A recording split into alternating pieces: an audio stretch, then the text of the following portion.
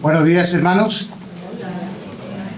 Bien, como se dijo, mientras buscan el libro de los jueces en el capítulo 16, la lectura está hoy desde el versículo 15 al 21. Aunque es un pasaje clásico, amados hermanos, es uno de los relatos más negros y tristes que están ahí en las páginas de la Biblia. Jueces fue escrito inmediatamente después de que murió Josué, y fue una época terrible para Israel. Bien, pues, la palabra de Dios dice así. Y ella dijo, ¿cómo dices yo te amo cuando tu corazón no está conmigo? Me has engañado 3 veces y no me has descubierto aún en qué consiste tu gran fuerza. Y aconteció que, presionándole ella cada día con palabras e importunándole, su alma fue reducida a mortal angustia. Le descubrió, pues, todo su corazón y le dijo, nunca a mi cabeza ha llegado navaja, porque soy nazareo de Dios desde el vientre de mi madre. Si fuere rapado, mi fuerza se apartará de mí, y me debilitaré y seré como todos los hombres. Viendo Dalila que él le había descubierto todo su corazón, envió llamar a los principales de los filisteos, diciendo, venid esta vez, porque él me ha descubierto todo su corazón. Y los principales de los filisteos vinieron a ella, trayendo en su mano el dinero. Y ella hizo que él se durmiese sobre sus rodillas, y llamó a un hombre quien le rapó las 7 orejas de su cabeza, y ella comenzó a afligirlo, pues su fuerza se apartó de él. Y le dijo, Sansón, los filisteos sobre ti. Y luego que despertó él de su sueño, se dijo, esta vez saldré como las otras y me escaparé. Pero él no sabía que Jehová ya se había apartado de él. Mas los filisteos le echaron mano y le sacaron los ojos y le llevaron a Gaza y le ataron con cadenas para que moliese en la cárcel. Amén. Muchas gracias, hermano Pablo, por recordarnos y refrescarnos esta lectura que conocemos desde niños, pero cada día nos habla con más fuerza. Pobre Sansón, tan fuerte y tan débil al mismo tiempo, capaz de cortar fuertes amarras. Si leyéramos todo el pasaje, veríamos cómo cortaba las amarras como si fueran hilo quemado, dice. Cualquier amarra que atara a sus brazos. Sin embargo, era incapaz de cortar las amarras invisibles del pecado. Ese es el quid del mensaje. Uno de los dones que involucra la salvación, amigos, hermanos, además de la vida eterna, de la adopción, de la dignificación que experimentan los comprados por la sangre de nuestro Señor Jesucristo. Aparte de todo esto está la libertad a la cual somos llamados. Esta libertad constituye una parte integral de la redención que Cristo ofrece. Y darse cuenta de que es deficiente en nosotros, es decir, que hay limitaciones en esta libertad. Darnos cuenta que nuestra libertad es en realidad teórica muchas veces y no real, debe ser algo que nos haga meditar y buscar en forma urgente por qué se está dando esto. Para iniciar esta reflexión les invito a considerar 2 tipos de cadenas que quitan la libertad. Primero están las muy conocidas cadenas físicas.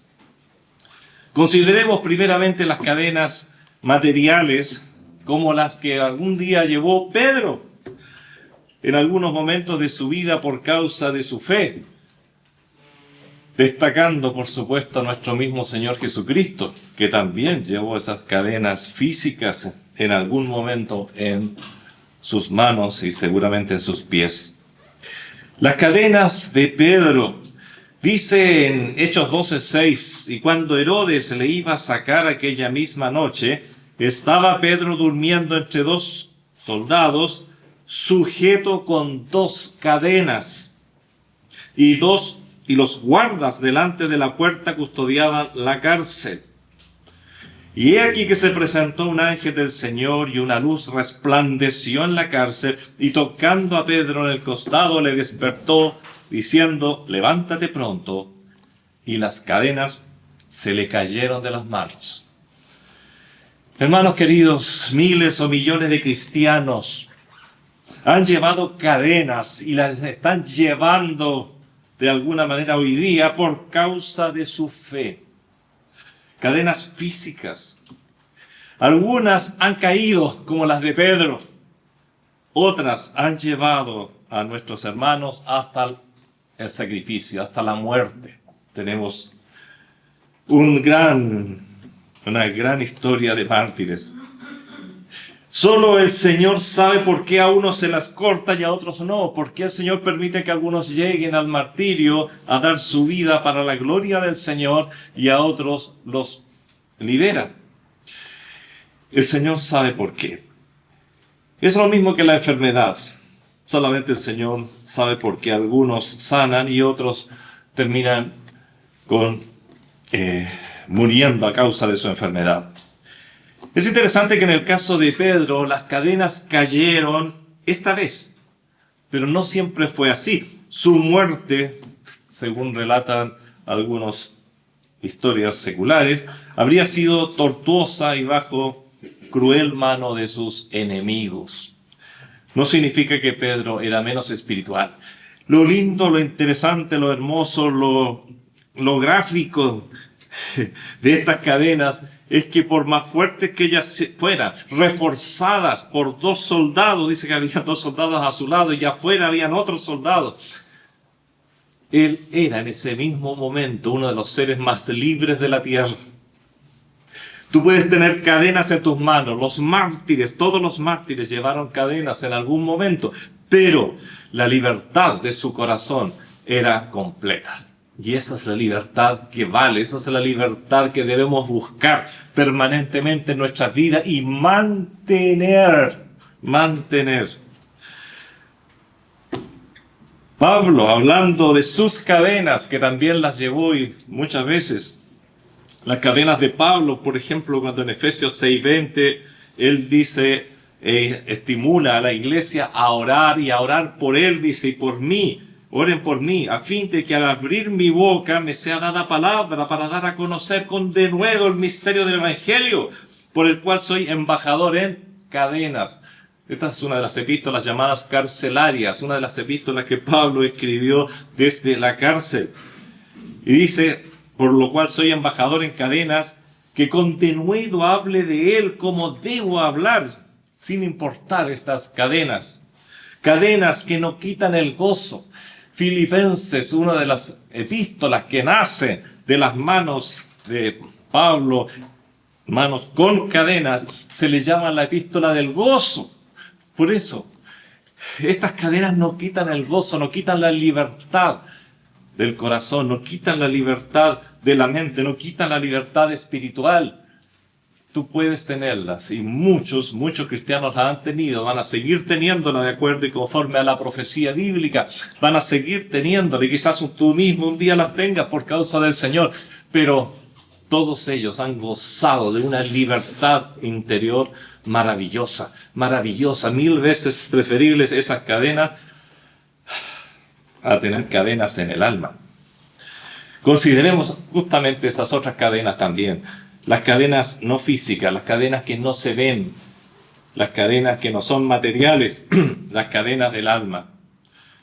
Para considerar las cadenas del alma, retomemos la historia de Sansón, porque ese es el motivo por el cual leímos de él. Parte de esta historia fue leída en la lectura introductoria. Les invito a leerla completa en casa. Las cadenas de Sansón, dice más, los filisteos, se leía en el 16:21, le echaron mano y le sacaron los ojos y le llevaron a Gaza y le ataron con cadenas para que moliese en la cárcel. Jueces 16:21. En la vida de Sansón descubrimos dos etapas muy claras, muy claras. Primero está el periodo del triunfo físico, en el cual ninguna cadena podía sostenerse en su cuerpo. Cortó cuerdas fuertes, arrancó puertas de ciudades, ni más ni menos, qué fuerza. Mató bestias con su mano.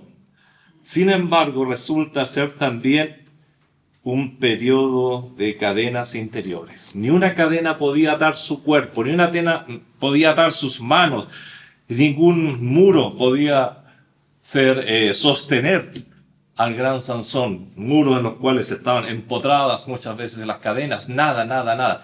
Sin embargo, la contradicción tremenda que tenemos aquí es que al mismo tiempo Sansón estaba tremendamente atado por cadenas espirituales.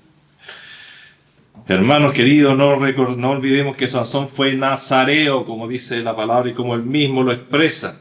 Pero un nazareo de por vida, es decir, un separado por Dios. Las condiciones del nazareato están en el libro de Números. Tú podías ser nazareo por ejemplo, decir, ofrezco y hago un voto nazareo por 6 meses. Y desde el momento que lo hacías, tenías que dejarte crecer el cabello como señal externa de que tenías un voto nazareo. Y para que entendiera la gente muchas cosas. Porque al tener el voto nazareo, tú no podías tocar cadáveres. Ni siquiera si un pariente tuyo fallecía, no podías participar en vestirlo o hacer cualquier actividad en ese momento, que quedabas contaminado. El nazareo debía permanecer totalmente limpio y libre de toda contaminación. Entre otras cosas, no debía tomar ninguna bebida alcohólica durante todo ese periodo. Debía mantenerse, por lo tanto, en un estado de santidad, de santificación. Hermanos queridos, es algo muy interesante el nazareato, porque de alguna u otra manera nosotros somos santificados. Nosotros, todo cristiano es un nazareo, si lo vemos desde la perspectiva del Nuevo Testamento, porque hemos sido separados para la gloria del Señor y debemos cuidar nuestro testimonio interno y externo. Sansón fue un nazareo de por vida, no por 6 meses, por 1 año, por 2 años, no fue por un voto, fue desde más que de por vida, desde antes de nacer. Ya su madre no pudo tomar bebidas alcohólicas, por ejemplo, para no contaminar lo que estaba dentro de él, que era este nazareo que el Señor estaba preparando para liberar a su pueblo. Y le dio un don que es el muy conocido. Nadie en esta tierra ha tenido más fuerza, poder físico que Sansón. Pero qué contradicción, al mismo tiempo era muy débil con las mujeres, muy débil en otras cosas. Fuerte físicamente, pero muy débil en llevar una vida espiritual como Dios quería. A Sansón se le dio un don, se le dio una responsabilidad y parecía ser el más libre de todo el pueblo. Es lo más parecido a lo que hoy día nosotros conocemos como un superhéroe.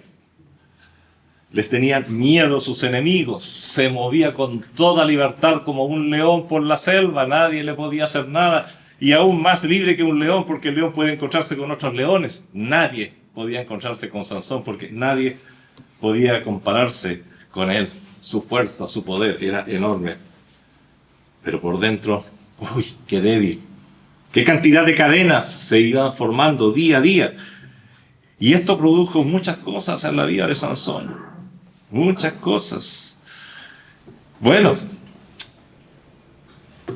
después hubo un periodo en la vida de Sansón de derrota, que es justamente lo que leímos ahora. El periodo de derrotas. Es donde las cadenas exteriores se dejaron ver. Fruto de todo lo que ocurría en su interior, finalmente el hombre se debilitó. Se debilitó y se debilitó muchísimo. Dice la Escritura que llegó a ser en algún momento una persona muy, muy, muy amargada. Fíjate, esta expresión es bastante interesante.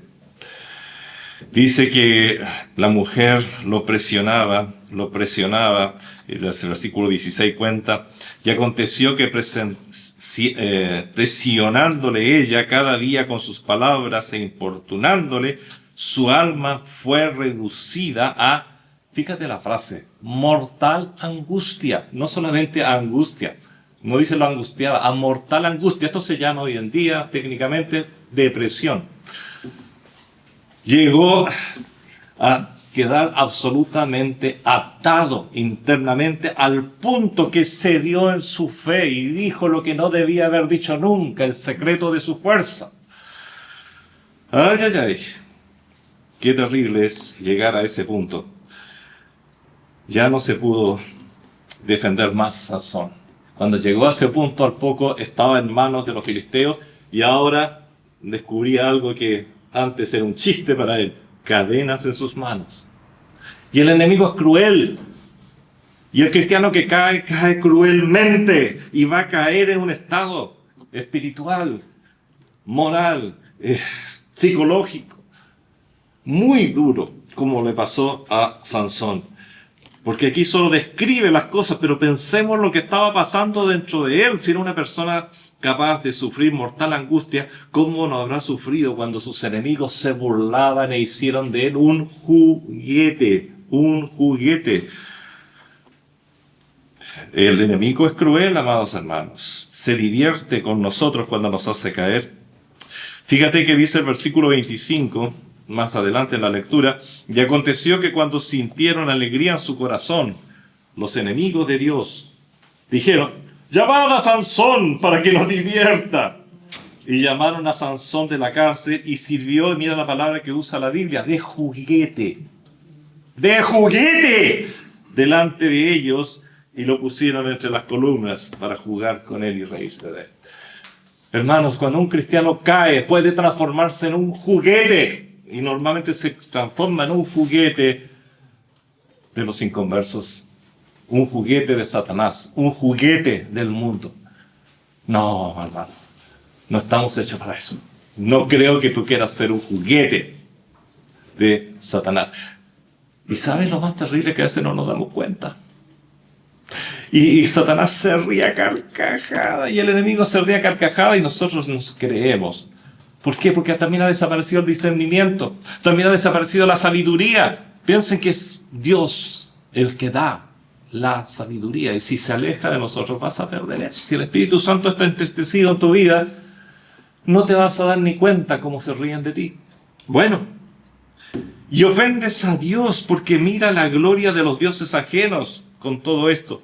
En la misma porción, versos 23 y 24. Entonces los principales de los filisteos se juntaron para ofrecer sacrificios a Dagón, su dios, un demonio obviamente, y para alegrarse, y dijeron, nuestro Dios entregó en nuestras manos a Sansón, nuestro enemigo. Mira cómo va quedando Jehová de los ejércitos de Israel. La vergüenza que está recibiendo. En vez de recibir gloria, está recibiendo vituperios. Y viéndolo el pueblo, alabaron a su Dios. Mira lo que hace un creyente cuando cae, diciendo, nuestro Dios entregó en nuestras manos a nuestro enemigo y al destruidor de nuestra tierra, el cual había dado muerte a muchos de nosotros. Ay, hermano, qué triste es esta situación, llegar a esto, pero muchos cristianos llegan a esto, y lo he visto a través de mi vida. Ay, eres hijo de Dios, pero tienes cadenas aún. No quedemos en el problema, veamos soluciones. ¿Quieres que esas cadenas interiores, invisibles, como las que ataban a Sansón, y después por ellas se llegó a tener también las cadenas visibles, cadenas interiores reales? ¿Quieres que caigan de tus manos como las cadenas que cayeron de las manos de Pedro?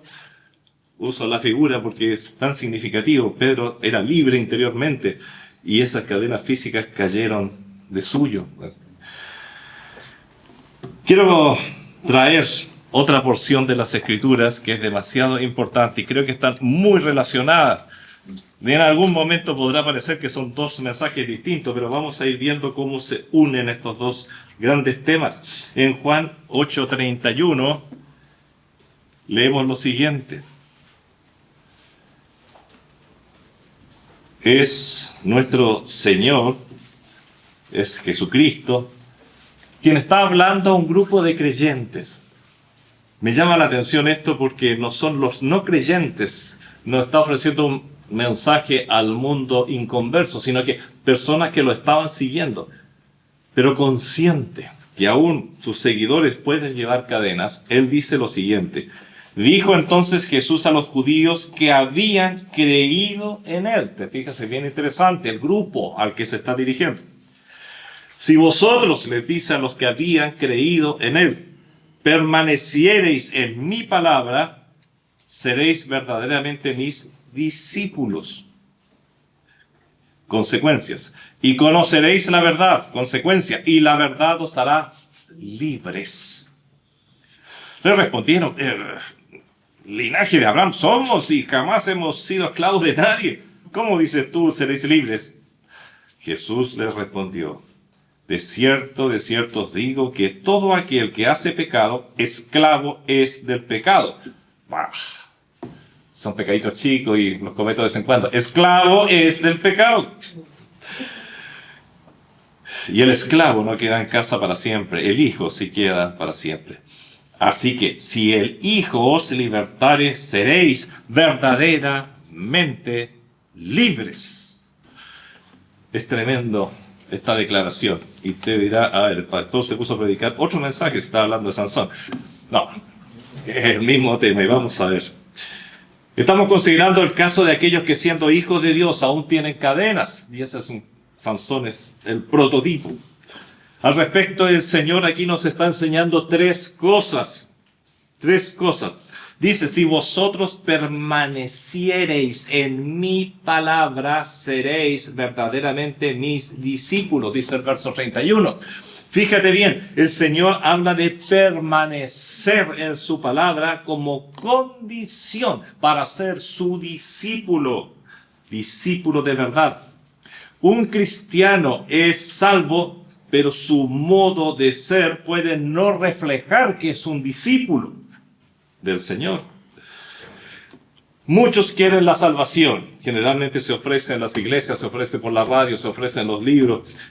Muchos quieren la salud y se ofrece desde diferentes lugares, cuando están enfermos especialmente. Muchos quieren el cuidado del Señor para con los niños cuando están lejos de casa, especialmente nos transformamos en grandes oradores e intercesores. Muchos quieren su bendición en las finanzas, en los negocios, pero evitando ser su discípulo. ¿Puede ser esto? Sí puede ser. Ocurre mucho más de lo que imaginamos. Hermanos queridos, para empezar, un discípulo es una persona que se somete bajo un maestro, constituyéndose en un alumno, en un aprendiz, en un seguidor.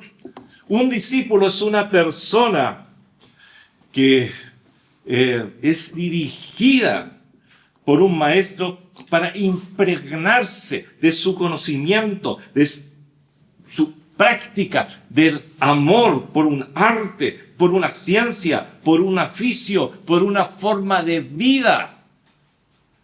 Los discípulos de los grandes artistas, si de ellos se tratara, vivirían con el artista para impregnarse más, para ver todo su quehacer. Se transforman en hinchas, como decimos acá en Chile. Un discípulo de Cristo es aquel que ha entregado su vida a Cristo, pero no solamente la ha entregado, sino para que lo moldee, lo configure conforme a la imagen de Cristo. Eso es verdaderamente un discípulo. Por lo tanto, un discípulo de Cristo es mucho más que un seguidor o un miembro de un fan club. Un discípulo de Cristo es alguien que busca ser como su maestro. Para lograrlo tienes tres elementos que lo hemos mencionado incansablemente desde este púlpito: la palabra de Dios, la guía del Espíritu y por supuesto su nueva vida en Cristo. Si no tienes esta nueva vida, no sacas nada con intentar ser discípulo siquiera. Primero tienes que empezar por ahí. Ahora volvamos a Sansón. Sí, no nos hemos olvidado de Sansón. Dijimos que Sansón era nazareo, pero violó todos sus votos nazareos. Por ejemplo, Él tocó cuerpo de muertos, ellos no podían hacerlo. ¿Recuerdan el caso del león que mató y después se formó un panal de abejas allí y sacó la miel? Bueno, todo eso era violación al voto nazareo, se estaba contaminando. Parece que bien poco les servía saber que era nazareo porque hacía todo. Él participó de fiestas en las que se contaminó con el vino. Mira, Jueces 14, 10 al 12, tú puedes ver parte de la vida, ¿no?, de este hombre. Vino pues su padre, dice, donde estaba la mujer, y Sansón, para empezar, quiso casarse con una filistea. Hizo allí banquete, porque así solían hacer los jóvenes, y aconteció que cuando ellos le vieron, te fijas, estaba en un banquete con incrédulos, y obviamente que no. Sansón no era de los que hubiera dicho, no, pero yo no tomo porque soy nazareo. Bueno, ridículo. Estaba compartiendo en todo y con todo. Fue fornicario, fíjate el 16:1. Dice, fue Sansón a Gaza y vio allí a una mujer ramera y se llegó a ella.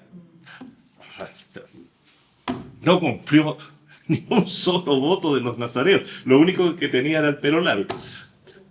Así que externamente, no nos pasa a veces a nosotros, era nazareo, pero internamente no lo era. Muchas veces externamente y con nuestra boca decimos, somos cristianos, pero ¿lo eres realmente? ¿Eres un discípulo?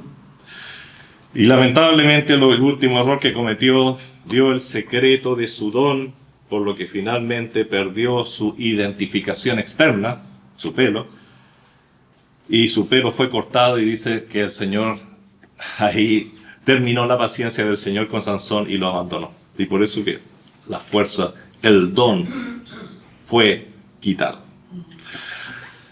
Hermanos queridos, Sansón fue nazareo, pero no fue un discípulo. Aunque estamos hablando de nuestra dispensación, aunque estamos hablando del Antiguo Testamento, y nuestro Señor Jesucristo viene a inaugurar un Nuevo Testamento, pero podemos aplicar los grandes principios también. Sansón fue un nazareo, es decir, un separado para Dios. Él debió de haber sido un varón de Dios, pero no fue siquiera un discípulo. Moisés, Samuel, Elías, Eliseo, David, ellos sí fueron varones de Dios que superaron con creces a Sansón. Lamentablemente no tenemos buen ejemplo de Sansón. Sansón fue alguien que disfrutó del poder y el amparo del Señor y aún del temor que proporcionaba su fuerza a sus enemigos. Un superhéroe, como decíamos antes, pero no honró su elección, su llamado, su tarea. Fue lo que hoy llamaríamos, dentro de la expectativa del Nuevo Testamento, un cristiano, pero no un discípulo. Volvamos a nuestro Señor Jesucristo. Y dice, si vosotros permaneciereis en mi palabra, seréis verdaderamente mis discípulos. Condición indispensable para ser un vencedor y cortar toda cadena interior. Y luego dice, y conoceréis la verdad, y la verdad os hará libres. Y la verdad os hará libre, del verso 32. Notemos que recién al constituirnos en verdaderos discípulos, en lo que está diciendo el Señor, no solamente en personas salvas, no solamente cristianos, recién ahí conoceremos la verdad de una forma tal que esa verdad nos hará verdaderamente libres. La libertad no es gratuita, implica trabajo, hermanos. El Señor nos ha liberado del poder de la muerte. Vamos a morir físicamente algún día, pero vamos a resucitar. La persona podrá hablar de muchas libertades. La libertad de la ira de Dios, sí, claro. Pero ¿qué pasa con tus cadenas interiores? Mis cadenas interiores. La verdad. La verdad, ¿quién es la verdad? Yo soy el camino y la verdad. La verdad es Cristo mismo. Él lo dice. Solo en una condición real, no teórica, de discipulado será posible conocer a nuestro Maestro como es realmente Él. Y para eso Necesitamos citarnos regularmente con Él. ¿Cómo nos citamos? Orando. Nuestros momentos separados de oración. Leer sus cartas. Ahí están las Escrituras. La pregunta para todo cristiano no debiera ser, ¿has leído la Biblia completa alguna vez? Sino, oye, como anécdota, ¿me podrías contar cuántas veces has leído tu Biblia? Eso debería ser lo normal en un cristiano. Si no la has leído ni una sola vez, no diga que eres discípulo. No, eres un cristiano, eres salvo, puedes reconocer todas esas cosas. Pero un discípulo es alguien que se impregna de su maestro. Y con mayor razón si ese maestro es Dios mismo. Nuestro Señor Jesucristo no solo enseña la verdad, sino que Él mismo es la verdad. ¿Cómo vivo la verdad? ¿Cómo vivo a Cristo? Al conocerle así podremos comenzar a conocer realmente, finalmente, la auténtica libertad con la que nos llenamos la boca siempre y decimos, somos libres, queremos libertad, libertad es la herencia del bravo, etcétera, etcétera. Pero esta libertad no es la herencia del bravo porque no viene de ti, viene de afuera.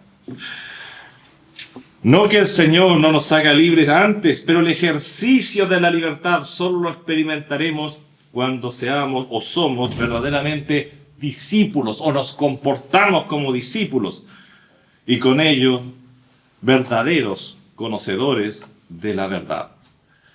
Y el Señor todavía agrega algo más.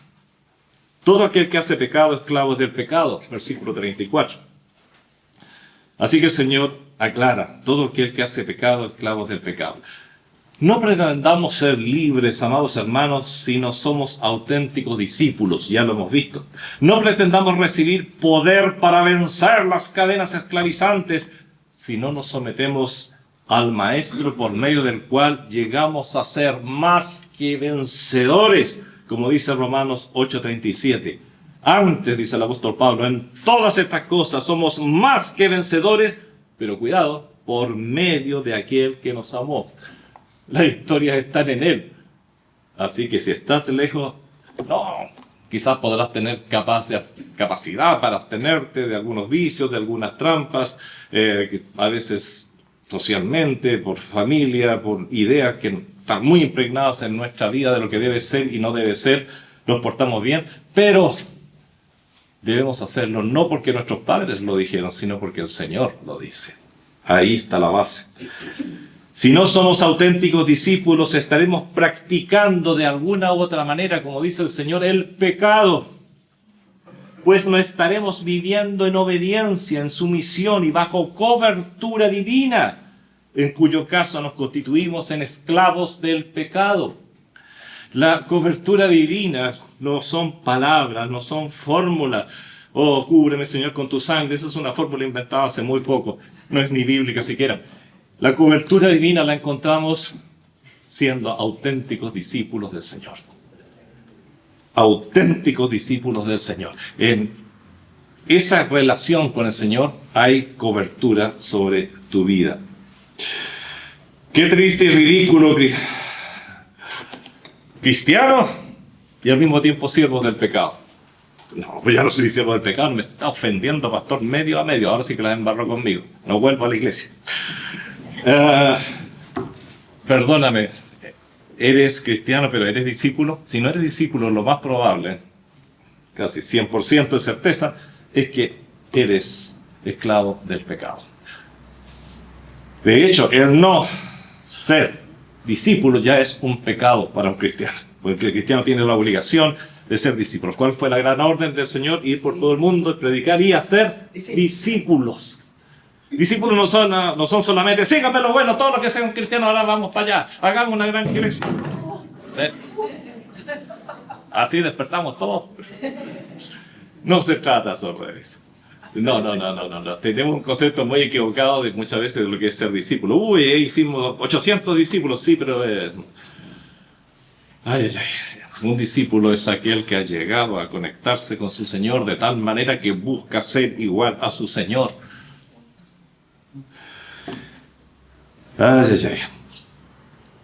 La conclusión de la idea está en el verso 36. La conclusión de la idea es que si el Hijo os libertare, seréis verdaderamente libres. No hay libertad afuera de Cristo. No hay libertad sin Cristo. No hay libertad sin discipulado. No hay libertad sin humillarse ante el Señor. No hay libertad sin rendir el corazón al Señor. Lo contrario es solo un chiste. Un chiste. Y quizás no te has dado cuenta, pero eres un juguete en las manos del más cruel de los enemigos. Si el Hijo os libertare, seréis verdaderamente libres, pero la condición ya la vimos, la condición.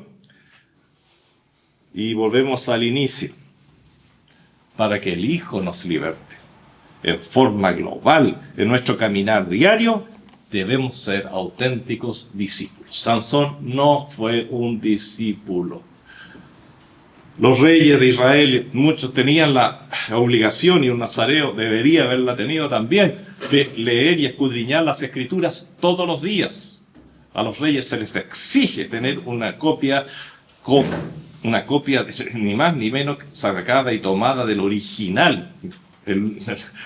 Ni más ni menos, qué privilegio más grande, del original que estaba en el arca, y debía leerla todos los días de su vida. Bueno, un nazareo tenía que hacer algo parecido, pero obviamente Sansón no hacía nada de esto porque no le importaba. Solamente, Señor, el poder, el cuidado, las riquezas, la salud, oh sí, dame, y te desaparecen los evangelios de la prosperidad, los evangelios, etcétera, etcétera, etcétera. Pero chamullo, mentira. Un verdadero discípulo, un verdadero hombre libre en Dios es aquel que se ha sometido completamente a la voluntad de Dios, no el que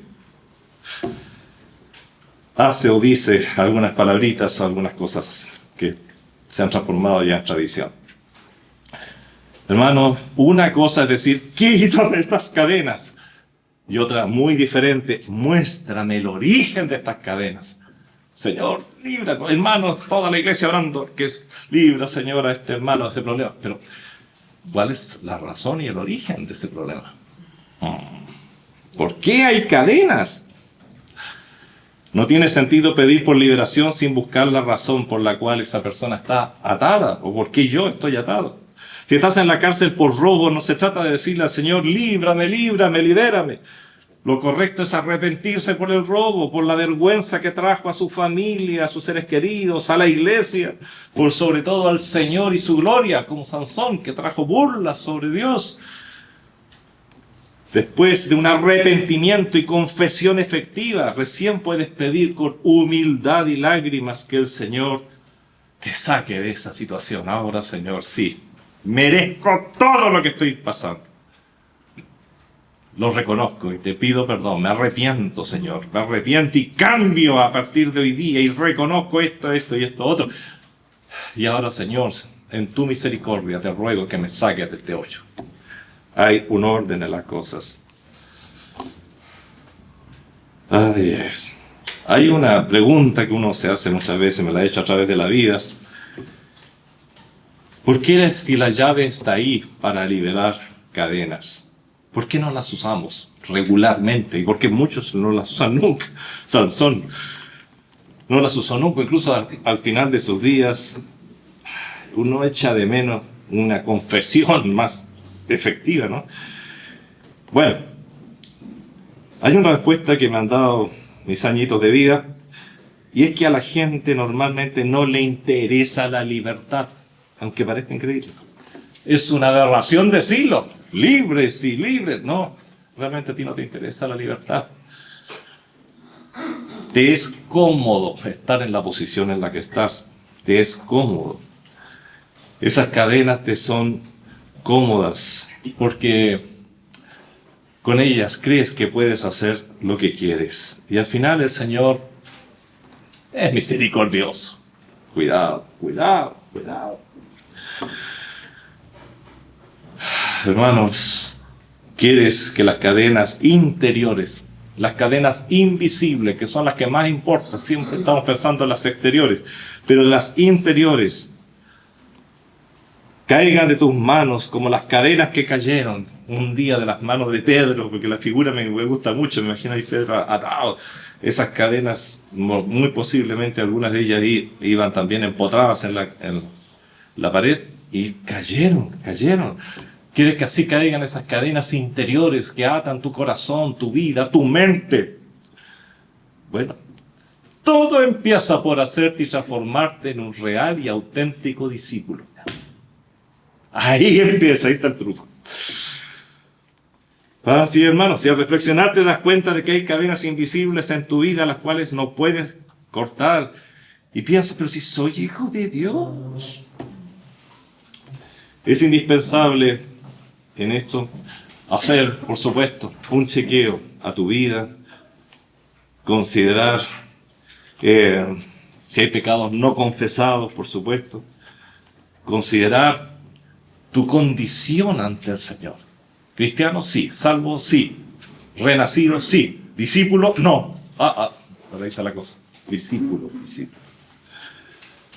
Por eso concluyo con las palabras de Juan, capítulo 8, 36.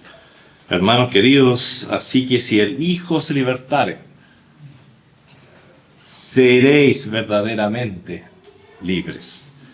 Querido Padre Celestial, te damos gracias porque tú nos das soluciones para todo, Señor. Cuando no encontramos respuestas, las encontramos siempre en tu palabra, Señor. Qué maravilloso es tener este libro universal, Señor, que ha iluminado y ha dado respuestas a tu cuerpo, a tus hijos, a través de los milenios, Señor. Señor, quizás hay cadenas que no quiero cortar, porque me gusta mucho tenerlas. Son de oro. Quizás tienen engastes y cuelgan de ella diamantes y piedras preciosas incluso. Y no, yo no quiero perder esa cadena. Señor, ayúdanos a darnos cuenta primero que son cadenas. Cadenas son cadenas, no importa de qué materiales estén hechas, no importa si son lazos de amor, no importa, señores, si son cadenas que atan mi espíritu y no me permiten elevarme al cielo hacia ti. Córtalas, por favor, Señor. Córtalas.